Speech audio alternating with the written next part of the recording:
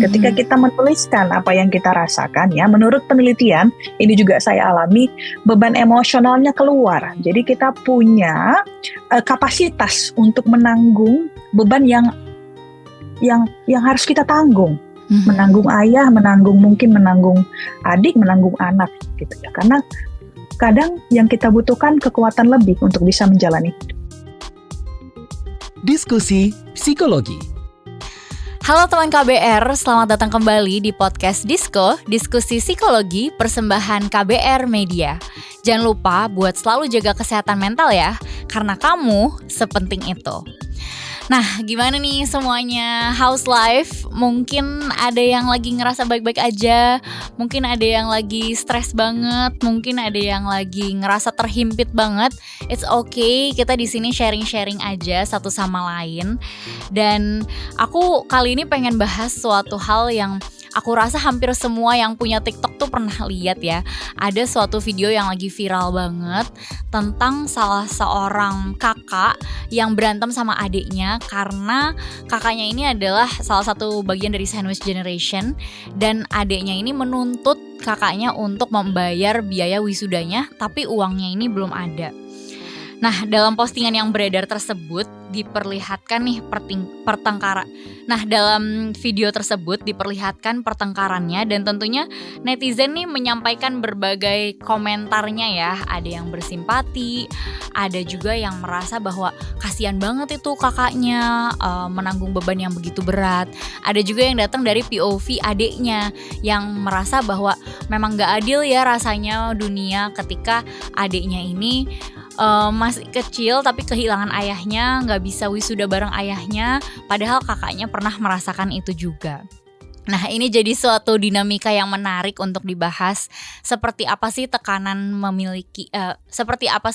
menjadi sandwich generation, dan kira-kira seperti apa dan hal-hal apa yang bisa kita lakukan supaya kalaupun kita mengalami atau orang-orang terdekat kita mengalami, kita bisa membantu mereka menemukan solusi atau setidaknya menjalankannya dengan lebih ringan lagi.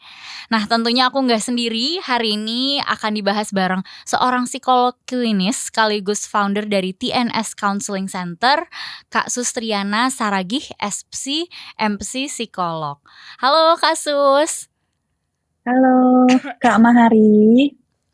Hai, gimana nih Kak Sus kabarnya hari ini? Saya sehat, puji Tuhan. Terima kasih Mbak Mahari, apa kabar? Alhamdulillah, lumayan sehat, habis sakit kemarin ya, tapi sudah so much better. Oke. So, kalau misalnya dari Kak Sus sendiri, sempat lihat nggak Kak video viral yang tadi aku mention sebelumnya? Belum Mbak. Belum ya? Belum pernah. Oke, belum pernah lihat. Abis ini aku akan kirimkan linknya ya, biar Kak Sus nggak penasaran. Ini viral banget karena di video itu adiknya tuh marah-marah gitu ke kakaknya. Kenapa kakaknya belum bisa bayar biaya wisudanya? Dan yang jadi menarik ini, adiknya bilang, soalnya kalau emang sebenarnya nggak sanggup, ya mending nggak usah dari awal aja, daripada sekarang dia mau wisuda tapi belum ada uangnya dan teman-temannya tuh semua udah taunya bahwa si adik ini akan wisuda.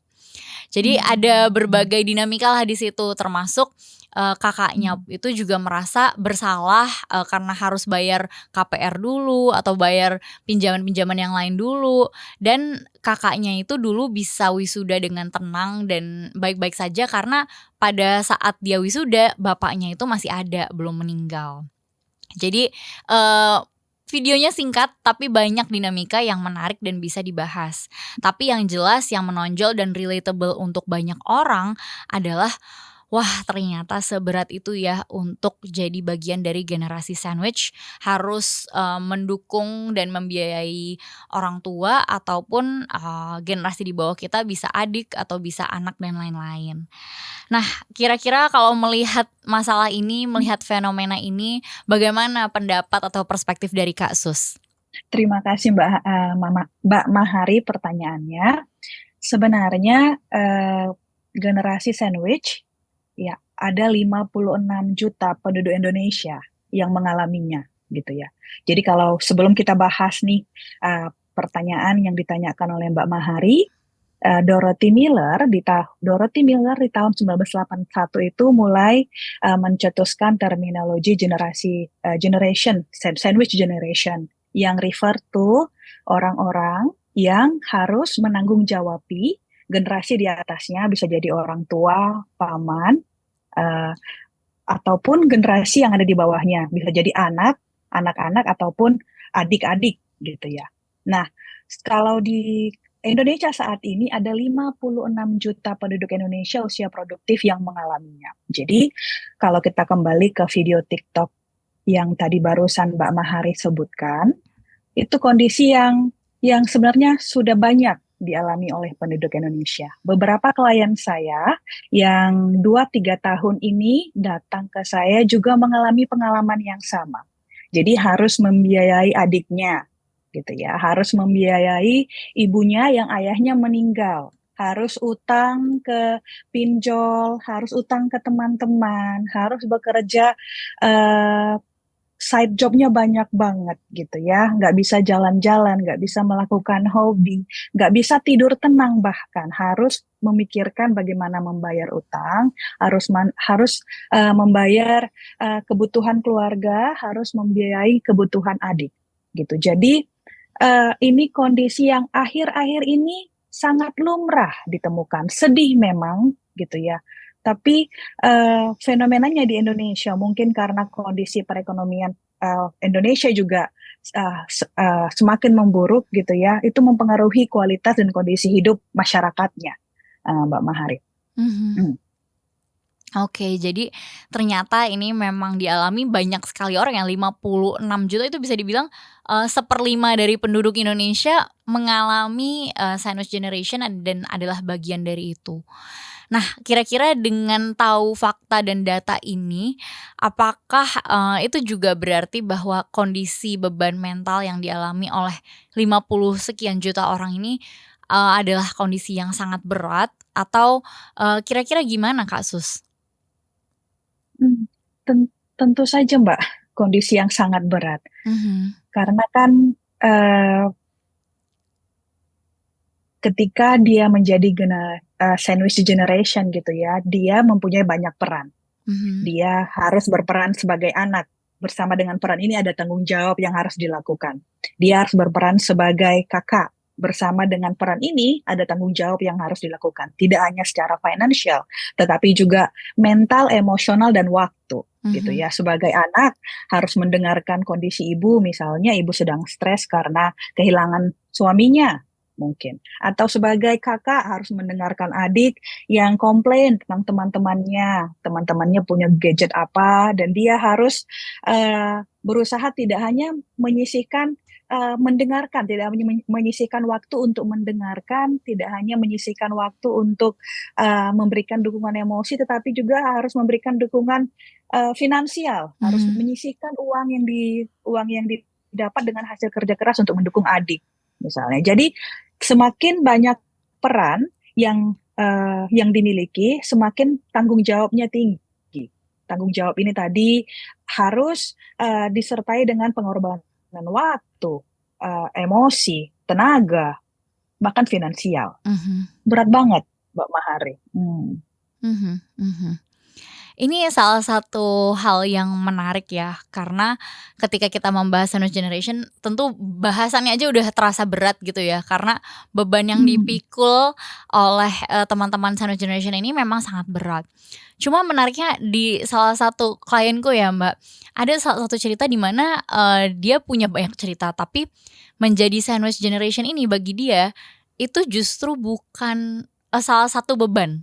Ini kehebatannya dia ya, dia memaknainya itu memang saya diberikan rezeki karena saya perlu memberikan rezeki-rezeki ini ke orang lain juga gitu. Saya tuh kayak hanya perantara dari rezeki yang dikasih ke orang-orang yang membutuhkan, yaitu orang tua saya, adik-adik saya, dan saya ngerasa bermanfaat ketika saya bisa melakukan itu. Itu salah satu hal yang amazing banget sih, kasus aku sedikit sharing ya pas aku dulu denger. Tapi di sisi lain kita juga perlu melihat nih, oke, ada orang-orang yang bisa melihat makna positifnya. Tapi Tapi sebenarnya in general rasanya itu justru menjadi salah satu hal yang potensi stresnya sangat besar ya Kak Sus ya. Mm-mm. Dan Terkadang Mhm. terkadang nilai-nilai norma-norma sosial atau norma agama yang memaksakan kita untuk bersyukur, Mbak, juga menjadi salah satu kendala untuk Mhm. mengekspresikan emosi dengan sehat gitu. Jadi Yes. norma sosial beberapa nilai-nilai agama, nilai-nilai budaya yang menekankan harus bersyukur, harus menjadi positif, itu membuat individu-individu menekan perasaan tidak Mhm. nyaman, perasaan tidak adil, perasaan lelah, capek, yang akhirnya bisa terakumulasi dan meledak. Mhm. Ledakan-ledakan ini yang banyak saya temui di klien saya, gitu. Mmm. Burnout, depression, bahkan ada yang psikosis. Psikosis mulai halusinasi, delusi, dan ingin bunuh diri gitu. Yes. Dan klien saya banyak yang berasal dari generasi sandwich. Mhm. Mm-mm. Jadi tidak mampu untuk mengelola pikiran harus positif, ya value-value norma-norma harus positif, tetapi perasaannya sudah nggak kuat, sudah nggak nyaman. Mmm. Jadinya ketika tidak mampu mengelola tadi outburst, overwhelm, muncullah gangguan-gangguan psikologis yang berat, gitu, Mhm. Mbak Mahat. Yes, yes. Jadi sebelum kita berusaha untuk positif dan mengikuti norma sosial, kita perlu jujur dulu sih sama diri kita sendiri. Yang sebenarnya lagi kita rasakan itu apa? Karena kalau memang kita merasa ini tidak adil, kita merasa bahwa kita lelah, itu semua kan emosi-emosi yang wajar juga ya, kasus dalam situasi menjadi bagian dari sandwich generation. Dan banyak di antara komen-komen dari video tersebut atau bahkan dari hal-hal yang dikatakan di social media, untuk para pejuang sandwich generation ini bertahan, mereka biasanya suka memberikan kata-kata penguat ke diri mereka sendiri. Kayak, "Aku pasti bisa, insya Allah baik-baik aja, oke aku cari rezekinya." Afirmasi dirilah ya kasus biar mereka tuh tetap bisa ngejalanin hari-hari meski mereka merasa sangat capek dan sangat lelah. Nah, kira-kira apakah hal-hal seperti ini cukup kasus untuk membuat mereka mentalnya tetap sehat? Atau sebenarnya ada loh cara-cara lain, solusi-solusi lain supaya mereka bisa keluar dari masalah ini? Afirmasi positif itu baik, baik Mhm. sekali ketika kita ngomongin hal yang positif ke diri, itu mengubah inner naratif percakapan dalam diri menjadi lebih positif gitu ya. Oh, aku Mhm. bisa, aku kuat gitu ya.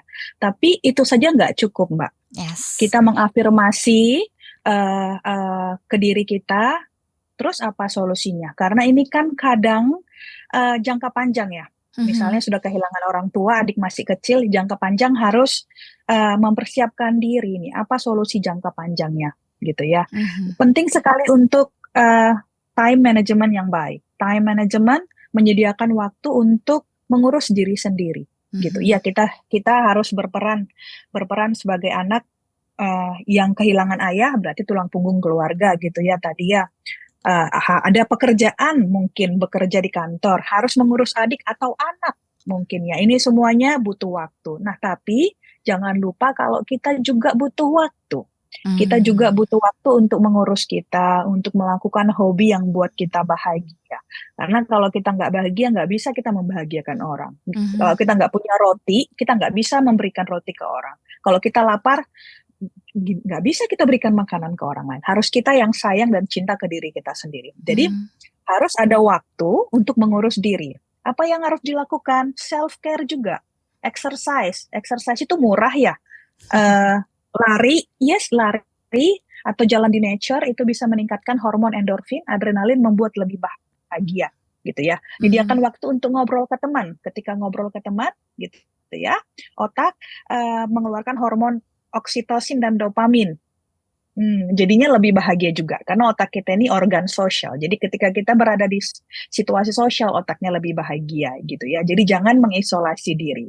Hal-hal yang gratis kan itu ya, jalan di nature, exercise, ngobrol ke teman. Kemudian bisa melakukan latihan psikologis yang simple, seperti latihan deep breathing. Bangun pagi, tarik nafas, keluarkan, nikmati enaknya bernafas. Secara sains ini membantu untuk menetralisir hormon stres yang ada di otak, hormon kortisol, dan Mhm. mengaktifkan prefrontal cortex. Jadinya otaknya jauh lebih sehat. Yang kemudian hal gratis yang bisa dilakukan dengan waktu. journaling emotion. Jadi yuk di journal, dituliskan apa yang menjadi bebannya, apa yang menjadi uh, uh, hambatan di perasaannya. Mungkin merasa nggak enak, nggak nyaman, sedih, menderita, dituliskan. Ketika Mhm. kita menuliskan apa yang kita rasakan, ya, menurut penelitian, ini juga saya alami, beban emosionalnya keluar. Jadi kita punya kapasitas untuk menanggung beban yang harus kita tanggung. Mhm. Menanggung ayah, mungkin menanggung adik, menanggung anak, gitu ya. Karena kadang yang kita butuhkan kekuatan lebih untuk bisa menjalani hidup. Itu yang pertama, time management. Yang kemudian stress management juga penting. Stress management, kemampuan untuk mengelola stres dengan baik. Kadang yang saya jumpai akhir-akhir ini ya, trennya kebanyakan sosial media nih. Jadi Yes. lihat scrolling distraksi sementara atau duduk leyeh-leyeh di depan Netflix, which is nggak efektif menangani stres Mhm. gitu. Jadi kalau kita memiliki coping stress yang baik atau stress management yang baik, itu akan memampukan kita untuk menanggung stres kita dengan lebih baik juga. Mhm. Yang kemudian financial management, Mbak. Financial management juga penting.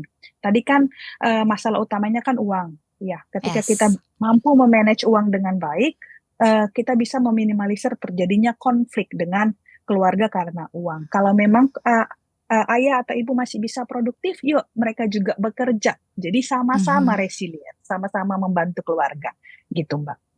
Oke oke, luar biasa banget kasus yang aku tangkap dari kasus ini adalah ketika kita menghadapi masalah sebagai sandwich generation, ada 2 sebenarnya cara kita menghadapinya. Ada yang memang emotion focused kayak tadi ya, tentang gimana cara kita mengelola stres kita, gimana caranya biar kita punya rutinitas yang sehat, kita tetap ke nature, kita juga tetap, terhubung dan tetap curhat sama teman-teman di sekitar karena itu semua baik untuk kesehatan kita secara psikologis. Tapi juga ada problem fokusnya kita menyelesaikan masalahnya. Gimana nih caranya secara financial apa yang perlu dilakukan supaya, ke depannya bisa lebih sustain ya, masalah ini nggak terus-menerus berulang. Siapa tahu orang tua masih bisa menghasilkan atau bahkan adik atau anak juga bisa meringankan beban yang harus, yang harus kita emban gitu ya.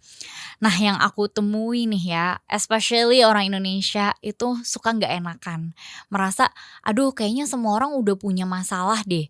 Kayaknya nanti kalau aku cerita, aku nambah-nambahin masalah mereka. Kayaknya aku simpen semua sendiri aja deh. Aku pendem gitu. Nah, kira-kira menurut Kak Sus gimana nih?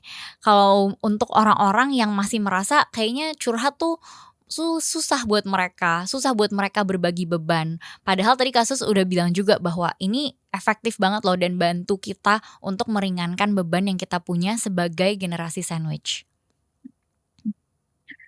Nah, sedihnya Mhm. Mbak Mahari ini bukan cuman orang Indonesia. Aduh. Fenomena ini juga biasa dialami Japanese, Mhm. British. Jadi orang-orang Inggris sama orang-orang Jepang itu punya kecenderungan untuk memendam masalah karena nggak mau sulit menceritakan dan nggak lagi menceritakan apa yang mereka alami, apa yang mereka Mhm. rasakan. Akhirnya mereka banyak memendam masalah gitu. Cuman satu hal yang saya ini kan kebiasaannya karena Mhm. culture practice, gitu ya.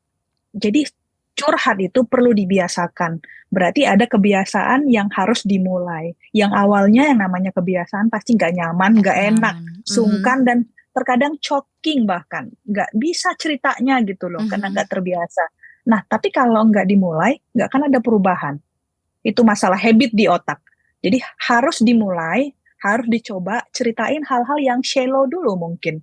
Hal yang Mhm. remeh-temeh, hahaha, atau emosi-emosi kecil yang berasal dari masalah-masalah kecil yang kita punya. Kemudian baru dilanjutkan dengan masalah-masalah yang serius. Kemudian penting sekali Mbaknya untuk mempunyai mindset bahwa ketika kita ngobrol ke teman gitu, kita mengizinkan orang lain membantu kita. Mungkin Mhm. pada saat mendengarkan itu adalah satu-satunya hadiah yang bisa dia berikan ke kita. Gitu. Jadi izinkan dia mendengarkan masalah kita dan kita mengizinkan juga diri kita untuk merasa lega ketika menceritakan ke orang lain. Gitu. Dengan begitu social relationship ya, eh, tolong menolong, saling membantu, saling mendengarkan, ya jadi hal yang lumrah lagi gitu. Karena kan Mhm. kalau kita lihat di zaman dulu kapan gitu ya, manusia terbiasa kan ngobrol. Sekarang karena sosial media kayaknya agak susah gitu ngobrol secara langsung, face to face, membicarakan hal-hal yang mendalam dan serius gitu, Mbak Yes, Mahari. yes. Jadi memang it's about a habit ya. Kita bisa banget break that habit yang buruk, yaitu memendam segala sesuatu dengan memulai keluar dari zona nyaman kita, mulai untuk memberikan kesempatan ke teman-teman terdekat kita untuk mereka bisa memberikan telinga mereka dan perhatian mereka untuk kita. Karena bisa jadi nih ya, kita sering banget merasa sendiri dalam menghadapi masalah-masalah kita, bukan karena orang di sekitar kita nggak peduli sama kita, tapi karena mereka nggak pernah dikasih kesempatan untuk menunjukkan kepeduliannya itu. Oke, ini menarik banget dan aku suka banget so far. Ada satu hal lagi yang sebenarnya pengen dibahas selain generasi sandwich, yaitu generasi yang viral banget diomongin ya kayaknya, yaitu si Gen Z. Nah, Gen Z ini sekarang tuh sebenarnya suka dianggap kondisi mentalnya tuh kurang kuat, Kak. Suka dibilang mental strawberry. Katanya mereka, mau jadi generasi emas tapi nyatanya malah generasi cemas. Nah, kira-kira kalau menurut Kak Sus gimana nih perspektif Kakak tentang Gen Z? Jadi Gen Z itu ya generasi yang lahir di antara tahun 97 ke 2012 gitu ya. Yes. Jadi mereka tumbuh di era digital. Ya, dengan internet, media sosial menjadi bagian yang lumrah. Itu wajib harus dimiliki di kehidupan sehari-hari gitu ya. Nah, masalahnya bersamaan dengan internet ya, informasi jadinya overflow. Yes. Without limit. Kalau dibilang overflow berarti informasi negatif juga di sana. Yang kalau informasi negatif berarti dibarengi dengan emosi negatif juga. Gitu. Jadi penuh dengan informasi, terkadang penuh dengan emosi negatif juga. Jadi ketika dengan kepenuhan ini, ya pergi ke lokasi kerja, situasi kerja, jadinya sudah capek, sudah nggak ada energi lagi untuk pushing forward. Itu dari hasil analisis saya ketika memberikan pelatihan-pelatihan atau menghadapi klien-klien yang generasi Z. Jadi sudah capek, sudah capek karena tadi emosi-emosi negatif yang sadar tidak sadar, intentional atau unintentionally diserap gitu dari kehidupan sehari-hari gitu Mbaknya. Tapi sebenarnya kalau dibandingkan generasi yang lain Mbak ya, generasi Z ini jauh lebih open, seeking for help. Jadi keterbukaan mereka untuk mencari bantuan, untuk ngobrol tentang mental health jauh lebih advance dibandingkan generasi lainnya. Gitu. Jadi mereka sudah paham, sudah tahu, familiar dengan isu-isu mental health dan familiar dengan pembicaraan terkait mental health, and they are not hesitate untuk cari bantuan. Itu yang baik dari generasi Z sebenarnya, Mbak. Jadi ya ada risk, tapi ada potensial yang baik juga yang saya lihat dari generasi Z ini. Dan bukan suatu kebetulan juga jadinya Gen Z yang sering banget ngomongin tentang mental health awareness, tentang mereka sharing, mereka pergi ke psikolog, yang mungkin generasi-generasi sebelumnya merasa kalau konseling ke psikolog tuh hal yang perlu diumpet-umpetin gitu ya, ada stigma yang besar. Tapi justru Gen Z ini bisa sharing bahwa nggak sendirian loh kalian yang ngalamin struggle, aku juga, dan ini cara aku untuk menyelesaikannya. So that's very inspiring ya kalau dari Gen Z-nya. Dan kalau misalnya dari Kak Sus sendiri, kira-kira apa yang bisa dilakuin Gen Z atau mungkin orang-orang yang berhadapan dengan Gen Z supaya kedepannya nih dengan in this economy gitu ya, kita semua tuh bisa punya mental yang resilient, yang ketika ada masalah bounce back lagi. Sebenarnya serupa dengan mungkin mentalitas yang dimiliki teman-teman yang generasi sandwich yang selama ini kecapean tapi mereka bisa terus lanjut lagi.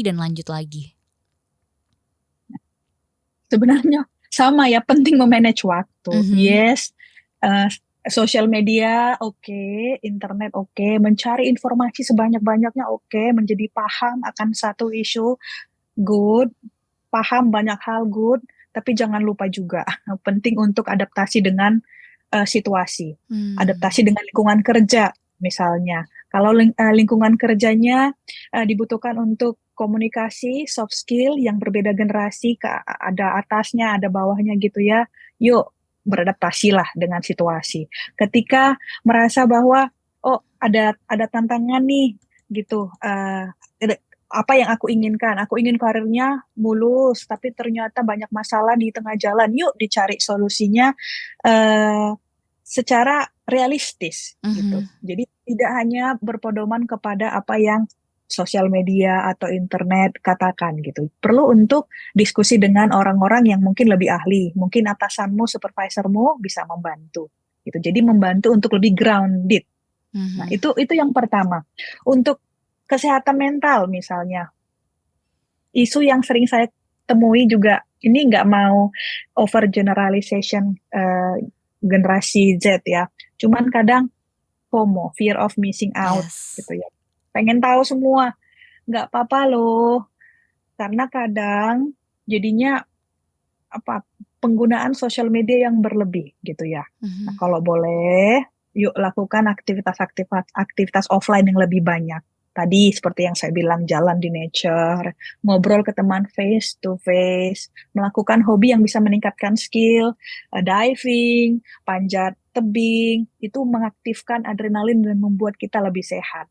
Pada akhirnya Tuhan menciptakan kita sebagai manusia yang aktif secara fisik. Jadi nggak bisa hanya sedentary activity, duduk-duduk, scrolling, nggak bisa. Harus keluar, terpapar sinar matahari, bergerak tubuhnya supaya bisa lebih bahagia. Itu harapan saya sama generasi Z. Ya, sebenarnya back to basic lagi ya. Jangan sampai kita jadi korban dari teknologi gitu ya. Justru kita yang perlu memanfaatkan teknologi biar maju. Tapi jangan lupa basic-basicnya. Jangan lupa bangun di pagi hari, kena matahari itu penting banget. Keluar, olahraga, aktivitas fisik. Kalau rekomendasi WHO kan 150 menit dalam 1 minggu ya. Minimal banget kita lakuin itu. Dan ini gak kerasa waktunya udah mau habis. Terakhir banget mau nanya sama Kak Sus, kira-kira kapan nih waktunya kita perlu menemui profesional, mungkin specifically psikolog ataupun psikiater, ketika kita merasa udah gak baik-baik aja, tapi sampai di taraf yang mana nih Kak, yang kita udah perlu banget segera pergi menemui profesional.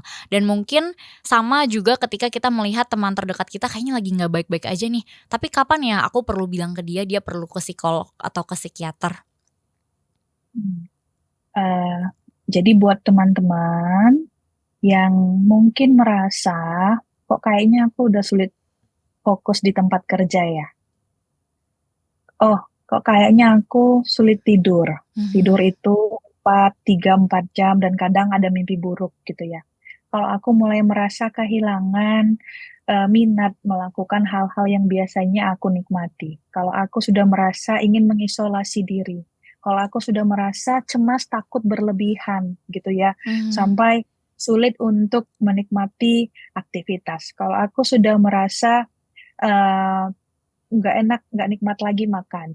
Yuk, sebelum tadi ke psikolog, dilihat dulu gimana aku gimana aku merawat diri. Apakah aku tadi exercise-nya cukup? Apakah aku makannya? Apakah aku ada di breathing? Apakah bisa emotion journaling membantu? Apakah bisa ngobrol sama teman membantu? Gitu ya, open communication ke orang lain untuk membantu kita gitu ya. Kalau sudah tidak bisa gitu ya, kalau teman-teman melihat bahwa tetap aja susah tidur, tetap aja nggak enak makan, tetap aja aku susah fokus, nggak produktif di tempat kerja, yuk cari pertolongan gitu.